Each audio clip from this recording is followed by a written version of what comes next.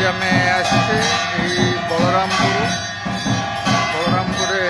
माँ वज्र महाकाली मंदिर ये वज्र महाकाली मंदिर को आज आम आसचे संध्या आरती समय संध्या आरतीर किसी मुहूर्त आम से मुहूर्त को आगू बढ़ाइबा।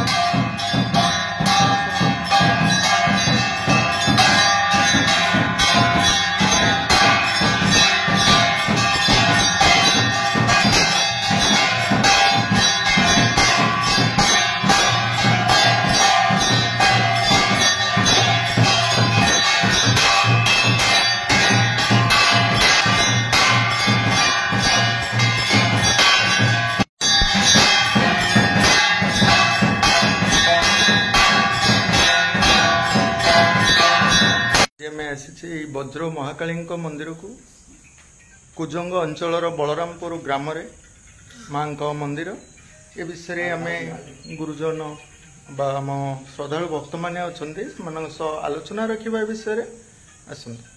माँ वज्र महाकाली जेतेबेले श्री जगन्नाथ को कला पहाड़ आसीथिला से समय विश्वर महांती पुरी आनी कुजंग स्थापन करी गड़ कुजंग से पूजा करुले। जहा कला पहाड़ जो इतिहास सरीला तार उत्पात सरीला कला पहाड़ समय विश्वर महांती मां को आनी मां को निर्देश ठाकुर को आनी ये रखी माँ से जहा हो परवर्ती काल रे माँ जितेबाला आसिले प्रथमे जगन्नाथ को आने बुली बुली कई कोटी पाइले माँ आसिले। माँ आसी प्रथमे भंडुआ नासी रहिले जगन्नाथपुर रहिले ए स्थान रे बरगछ मूले माँ आसिकी प्रस्तर रूप में पूजा पाइले। जा हो माँ को करुणारू ए माँ वज्र महाकाली तांकरी करुणारू राजांकर अनुचर माने जगन्नाथ जो दारू ताकू दारू नुहे मृदंग ब्रह्म जो दारू ब्रह्म को नहीं स्थापन करी नूतन मंदिर रे नूतन विग्रह स्थापित होते। यही होती से माँ वज्र महाकाली जे बलरामपुर वज्र महाकाली भाव पूजा पाँच जेतेबले माँ भगवान को पाइले ब्रह्म पाइले सेतेबले दुई जगह जगन्नाथ बलरामपुर दुई जगह गोटे होती बाहुड़ा चंडी जेतेबले ब्रह्म धरी बाहुड़िले से ना है बाहुड़ा चंडी आउ जेतेबले ब्रह्म खोजिबा पाई गले सेतेबले कर्तिसाई खरा खाई मां को खरारे थोई दे जाती खोजिबा पाई ब्रह्म खोजिबा पाई से खरा खाई तापर जेतेबले ब्रह्म पाई गले आसी पूजा कले मन खुशी है तेणु खीरी पूजा कले तेणु माँ खीरी खाई खरा खाई बाहुड़ा चंडी भाव बलरामपुर ग्राम पूजा पाउच एवं बलरामपुर ग्राम पूजा पाउच एवं मूल माँ तो आमर माँ वज्र महाकाली बड़ भौणी मो माँ वज्र महाकाली तीन नाम पूजा पाउच बलरामपुर ग्राम तापरे ब्रह्म आसिले ब्रह्म को एठिकी आनी रखिले तापरे राजा आसिले राजा नहीं ब्रह्म गले। ये होची ये मंदिर इतिहास परवर्ती काल रे थिले जा हो 1951 मसीह ଗ୍ରାମବାସୀ ମାନେ ମିଶି ମନ୍ଦିରଟିଏ ତିଆରି କରିଥିଲେ। ମନ୍ଦିର ତିଆରି କରିବା ପରେ ସେ ମୂର୍ତ୍ତି ସ୍ଥାପନ କଲେ, ପୂଜାପୂଜି ହଉଥିଲା। କାଳକ୍ରମେ ମନ୍ଦିର ତାର ଉନ୍ନତିକରଣ ହେଲା ଏବଂ ଆମର ବଳରାମପୁର ଗ୍ରାମର ଆମର ସନ୍ତୋଷ ବାବୁ, ସନ୍ତୋଷ କୁମାର ପଟ୍ଟନାୟକ ପୁନରୁଦ୍ଧାର କଲେ ଏବଂ ବର୍ତ୍ତମାନ ଆପଣମାନେ ଯାହା ଦେଖୁଛନ୍ତି ଏ ସୁନ୍ଦର ପରିବେଶଟି ସେଇ ସନ୍ତୋଷ ବାବୁଙ୍କ ଯୋଗେ ଆଜି ହେଇଛି ଏବଂ ମାଙ୍କର ପୂଜା ଅର୍ଚ୍ଚନା ଗ୍ରାମବାସୀ ମାନେ ସନ୍ତୋଷ ବାବୁଙ୍କୁ ସହଯୋଗ କଲେ। ସମଗ୍ର ବଳରାମପୁର ଗ୍ରାମର ଗ୍ରାମବାସୀ ସନ୍ତୋଷ ବାବୁଙ୍କ ନେତୃତ୍ୱରେ ଯାହା ହଉ ମନ୍ଦିରର ପୁନରୁଦ୍ଧାର କରି ଆଜି ସୁନ୍ଦର ପରିବେଶରେ ମା ପୂଜା ପାଉଛନ୍ତି। ଜୟ ମା ଭଦ୍ର ମହାକାଳୀ ଜୟ। ଯାହୁ ଆଜ୍ଞା ସାର୍, ଆମେ ଏଇଥିରୁ ଜାଣିଲୁ ଯେ ଧର୍ମ ପ୍ରତିଷ୍ଠା ପାଇଁ ଆମର ଭଗବାନ ଆସିଥିଲେ, କିନ୍ତୁ ବର୍ତ୍ତମାନ ଏ କଳି ଯୁଗରେ ଆମର ଭଗବାନ ଅନ୍ୟ ଭକ୍ତମାନଙ୍କ ଜରିଆରେ ଆସୁଛନ୍ତି। ସେଇମାନଙ୍କ ଦ୍ୱାରା ସମସ୍ତ ମନ୍ଦିର ମଠମାନ ସବୁ ନିର୍ମାଣ କରାଯାଉଛି ବା ପ୍ରତିଷ୍ଠା ହେଉଛି। ଏ ବଳରାମପୁର ଗ୍ରାମରେ ମଧ୍ୟ ସନ୍ତୋଷ ବାବୁଙ୍କ ଜରିଆରେ ଏ କାର୍ଯ୍ୟକ୍ରମଟି ହେଇଛି, କିନ୍ତୁ ଗ୍ରାମବାସୀଙ୍କୁ ନେଇକରି ଆଜ୍ଞା ହେଇଛି। ହଁ ଆଜ୍ଞା, ଟିକେ ସାର୍ ଆପଣ ପରିଚୟ ଟିକେ ରଖନ୍ତୁ। ମୁଁ ହଉଛି ପ୍ରଫୁଲ୍ଲ କୁମାର ସ୍ୱାଇଁ, ଜଣେ ଏକ୍ସ ଟିଚର, ହାଇସ୍କୁଲ ଶିକ୍ଷକ ଥିଲି, ବର୍ତ୍ତମାନ ପାଲା ଗାୟକ ମଧ୍ୟ ଥିଲି।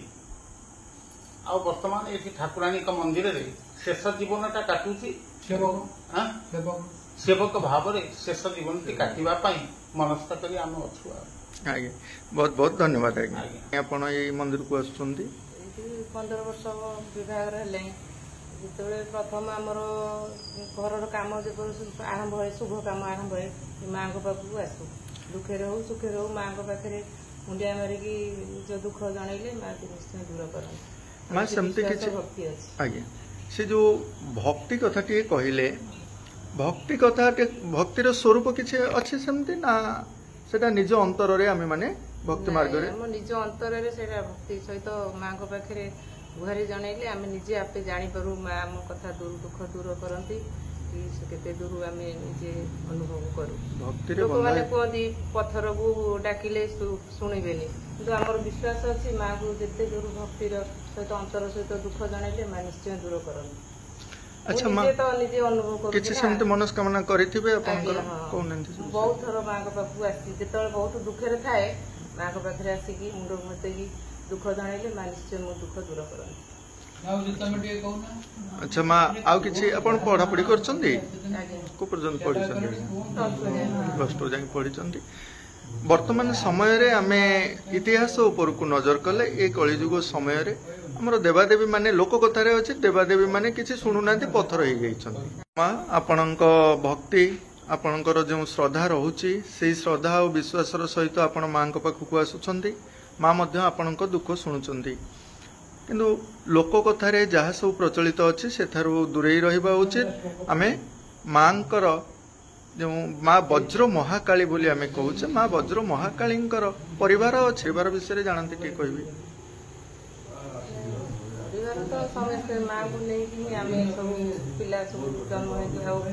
ନାଇଁ ମାଙ୍କର ପରିବାର ମାନେ ଲକ୍ଷ୍ମୀ, ଜଗନ୍ନାଥ, ବଳରାମ ସେମାନଙ୍କର ଯେମିତି ପରିବାର, ମାଙ୍କର ବଜ୍ର ମହାକାଳୀଙ୍କର ସେମିତି କିଛି ପିତା, ତାଙ୍କ ସ୍ୱାମୀ ଏମିତି କିଛି ଜାଣିଛନ୍ତି? ହଉ ଆଜ୍ଞା ମା, ବହୁତ ବହୁତ ଧନ୍ୟବାଦ। ଅନୁଭୂତି ମୋର ଅଛି ମାଙ୍କର କରୁଣା କଣ, ମା କେମିତି କରୁଣା କରନ୍ତି, କେମିତି ଆଶୀର୍ବାଦ କରନ୍ତି, କେମିତି ରକ୍ଷା କରନ୍ତି, ମୁଁ ଅନୁଭବୀ। ମୋର ଆକ୍ସିଡେଣ୍ଟ ହେଲା, କେବଳ ମୁଁ ମାକୁ ଡାକିଛି ପଦେ, ମରିବା ଲୋକଟା ମୁଁ ବଞ୍ଚିଗଲି। ଏବଂ କିଛି ଦିନ ପରେ ମୁଁ ଦେଖିଲି, ଅନୁଭୂତି ଜାଣିଲି ଯେ ମୁଁ ଶୋଇଛି, ମା ଜ୍ୟୋତିର୍ମୟୀ ରୂପରେ ଆଶୀର୍ବାଦ ଦଉଛନ୍ତି। ସେଇଦିନଠୁ ମାଙ୍କ ପ୍ରତି ମୋର ଭାବ ଆସିଲା। ଖୋଳ କଲୁ, କୀର୍ତ୍ତନ କଲୁ, ଭଜନ କଲୁ, ଗୀତ ମାଙ୍କର ଯୋଉ ଇତିହାସ, ମାଙ୍କର ଯୋଉ କରୁଣା ଏ ସମ୍ବଳିତ 121ଟି ଗୀତ ମଧ୍ୟ ଲେଖିଲୁ। ପ୍ରତିଦିନ ସଂକୀର୍ତ୍ତନ ହୁଏ, ଖୋଳ ବାଜେ, ଖୋକା ବାବୁ ଖୋଳ ବଜାନ୍ତି, ମୁଁ ଗୀତ ବୋଲେ, ଗାଁର ଲୋକମାନେ ମଧ୍ୟ ବସନ୍ତି। ଏଇଭଳି ଭାବରେ ଭଜନ କୀର୍ତ୍ତନ ଚାଲି ଲୀଳା ଚାଲିଲା। ବାସ୍ ମାର କରୁଣା ଅପରମ୍ପାର, ଯାହା କଥାରେ ବର୍ଣ୍ଣନ କରିହବନି, କେବଳ ଅନୁଭୂତିରେ। ଆପଣ କହିବା ଅନୁସାରେ ଆମର ଏ କଳିଯୁଗ ସମୟରେ ଆମେ ମାଙ୍କର ଆବିର୍ଭାବ ବା ଜ୍ୟୋତିର୍ବିନ୍ଦୁ ଭାବରେ ଦର୍ଶନ ନେଉଛୁ ଏବଂ ସବୁକିଛି ଆମେ ଜାଣୁଛୁ। ମାଙ୍କର ମହିମା ବା କୃପା ରହୁଛି ଆମ ଉପରେ, ତାହା ଏମିତି ଚିରଦିନ ପାଇଁ ବଜାୟ ରହୁ, ଏହା ହେଉଛି ଆମମାନଙ୍କର କାମନା। କିନ୍ତୁ ମା ଯେ ଗ୍ରାମର ସମସ୍ତ ଗ୍ରାମବାସୀ ହେଉଛନ୍ତି ମାଙ୍କର, ମାଙ୍କ ସନ୍ତାନ ସମସ୍ତେ, ଜଗତ ମାଙ୍କର। ତେଣୁ ମା କିଛି ଲୋକଙ୍କର ଦୁଃଖ କାହିଁକି ଶୁଣନ୍ତି? ଯିଏ ହୃଦୟ ଭରି ମାଙ୍କୁ ଡାକିଲା, ମା କେମିତି ଶୁଣିବେନି? ମାଟି ସେ, ମା ସନ୍ତାନର ଦୁଃଖ ଶୁଣିବନି, କିନ୍ତୁ ସନ୍ତାନ ମାକୁ ହୃଦୟରୁ ଡାକିଲେ। ଆଚ୍ଛା ଆଜ୍ଞା, ଯେଉଁ ତାକୁ କୁହାଯାଏ ଭକ୍ତି, ତ ସେ ଭକ୍ତିର ମାର୍ଗ ଉନ୍ମତ୍ତ ହେବା ଦରକାର। ତେଣୁ ତାହା ହବା ପାଇଁ କଣ କରାଯିବ ଆଜ୍ଞା, ଟିକେ କହିବେ? କିଛି ନାହିଁ, କେବଳ ସମର୍ପଣ। ମନ୍ତରକୁ, ମନକୁ ମା ପାଦରେ ସମର୍ପଣ କଲେ ସମର୍ପଣ ହିଁ ଭକ୍ତି। ଆମେ ଏକାଗ୍ର ଚିତ୍ତରେ ଯଦି ରହି ମାଙ୍କୁ ସ୍ମରଣ କରିବା, ତାହେଲେ ନିଶ୍ଚିନ୍ତ ମା ଆମର ଦୁଃଖ ଶୁଣିବେ। ଏ କଳିଯୁଗରେ ଯୋଉ ବର୍ଣ୍ଣିତ ଅଛି ଆଜ୍ଞା, ଆପଣ ଯେହେତୁ ଟିଚର କହୁଛନ୍ତି, କଳିଯୁଗରେ ନାରାୟଣ ସ୍ୱୟଂ ନାରାୟଣ ଅବତାର ନେଇକରି ଆସିବେ, କଳ୍କି ଅବତାର ଆଜ୍ଞା।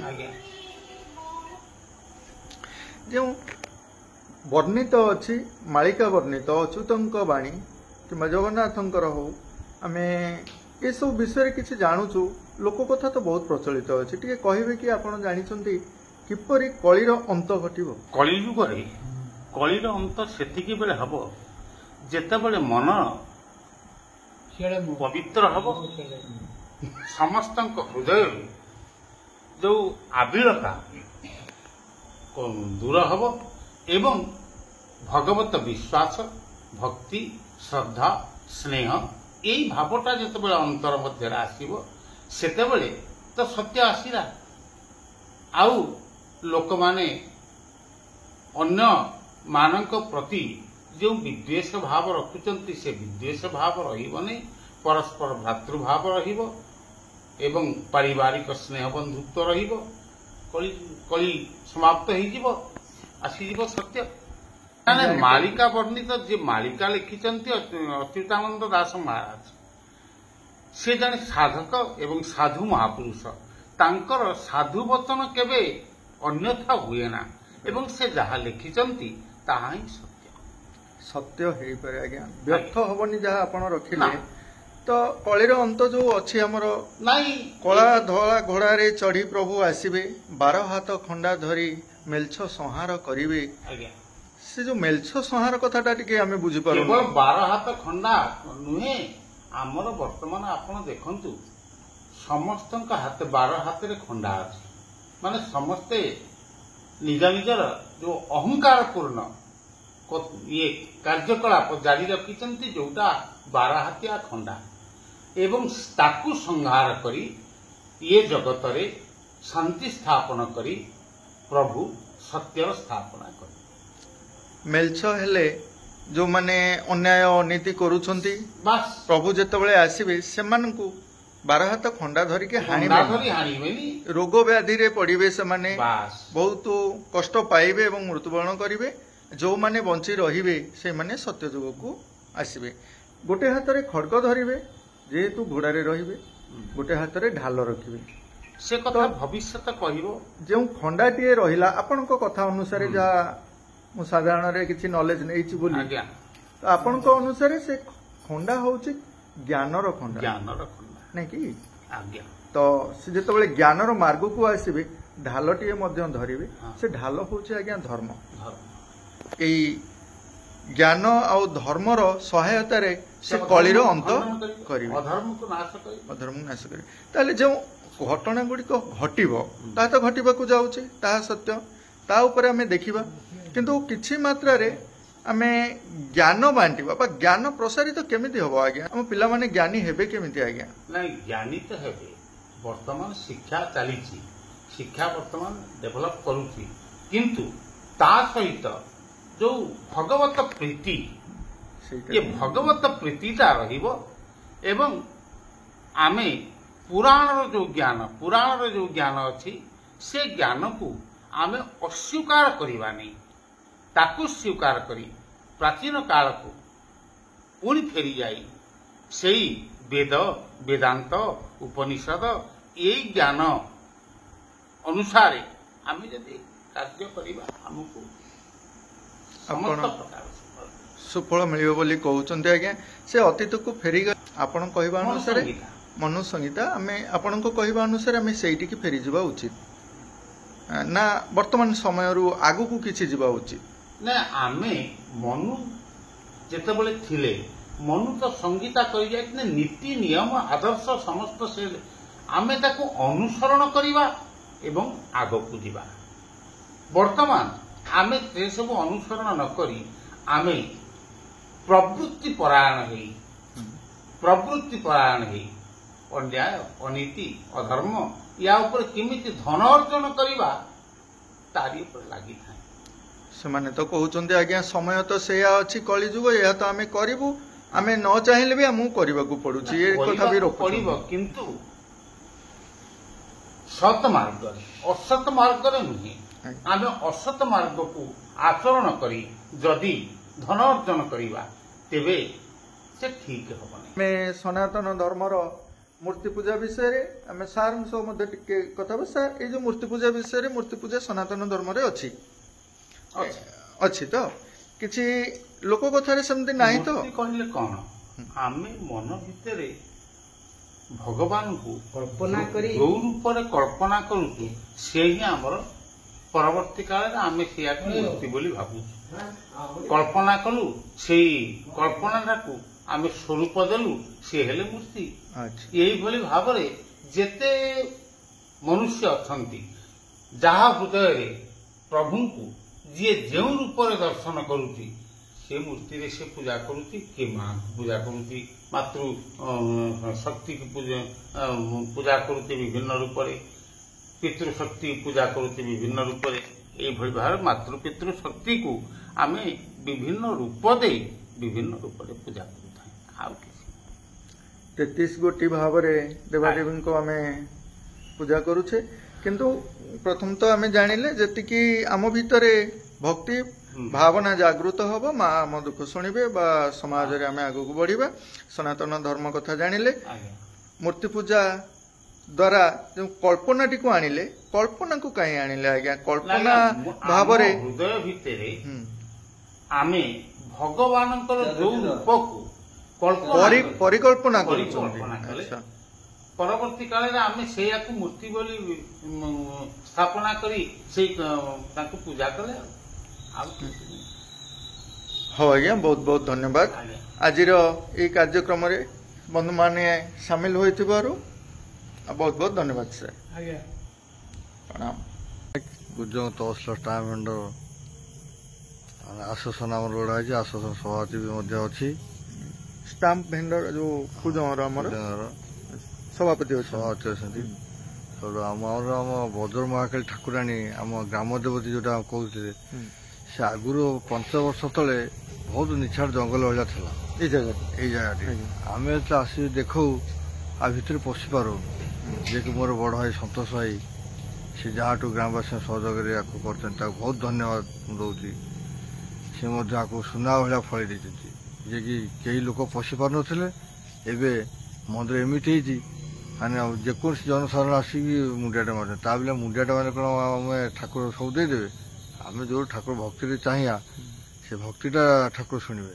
ମାଙ୍କ ଆଶୀର୍ବାଦ ସନ୍ତୋଷ ବାବୁଙ୍କ ଉପରେ ଅଛି, ସେଥିପାଇଁ ତାଙ୍କ ପ୍ରଚେଷ୍ଟାରେ ଏବଂ ଗ୍ରାମବାସୀଙ୍କ ସହଯୋଗରେ ମନ୍ଦିର ଖଣ୍ଡେ ହେଇଛି। ହେଇପାରିଛି। ହଉ ଆଜ୍ଞା, ବହୁତ ବହୁତ ଧନ୍ୟବାଦ।